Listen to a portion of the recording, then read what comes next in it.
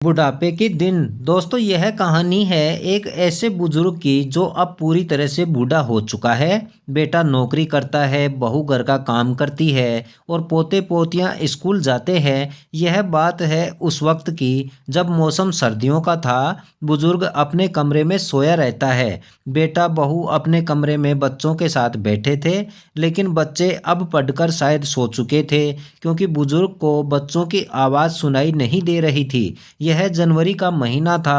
बहुत ही कड़ाके की ठंड पड़ रही थी। बुजुर्ग अपने कमरे में सोया हुआ था। रात को 11 बजे बुजुर्ग को ठंड महसूस होती है, तो बुजुर्ग ने सोचा कंबल और रजाई में भी ठंड रुक नहीं रही, बहुत तेज सर्दी है। मगर उसको सर्दी ज़्यादा ही लग रही थी, तो उसने अपनी आंख खोलकर देखा और पाया कि उसके ऊपर सिर्फ कंबल ही था। कंबल के ऊपर रजाई को नहीं पाकर वह चौंका और चारों तरफ नजर घुमाकर देखा तो रजाई फर्श पर गिरी हुई दिखाई दी। अब ठंड इतनी तेज थी कि बुजुर्ग कंबल से बाहर हाथ भी नहीं निकाल पा रहा था। तब बुजुर्ग का बेटा पिता के कमरे में किसी काम से आया और अपना काम खत्म करके लाइट ऑफ करके जाने लगा। मगर उसने ना तो पिता की तरफ देखा और ना ही गिरी हुई रजाई को देखा और ना पिता से कुछ बोला, तथा कमरे को बंद करके वापस जाने लगा।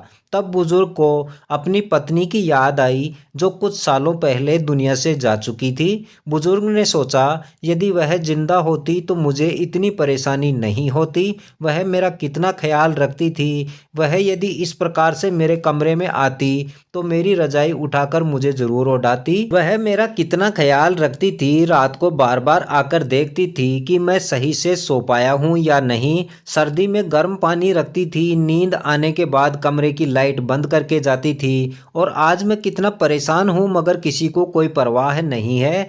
कोई सोने के बाद मुझे पूछने वाला भी नहीं है। ऐसा सोचते सोचते बुजुर्ग की आंखों से आंसू गिरने लगे। उसने मन में सोचा कि बेटा कमरे में आया, लेकिन उसने देखा तक नहीं कि रजाई गिर चुकी है। काश वह होती तो मुझे कंबल से बाहर इतनी सर्दी में नहीं निकलना पड़ता रजाई उठाने के लिए। मगर अब क्या हो सकता है, वह तो मुझे दुनिया में अकेला छोड़कर जा चुकी है। और ऐसे सोचते सोचते वह उठा और कंबल से बाहर निकलकर रजाई उठाकर ठीक तरह से रजाई से खुद को ढककर दुबक कर लेट गया और अपनी मर चुकी पत्नी को याद करते करते आंसुओं के साथ कड़कड़ाती ठंड में वह सो गया।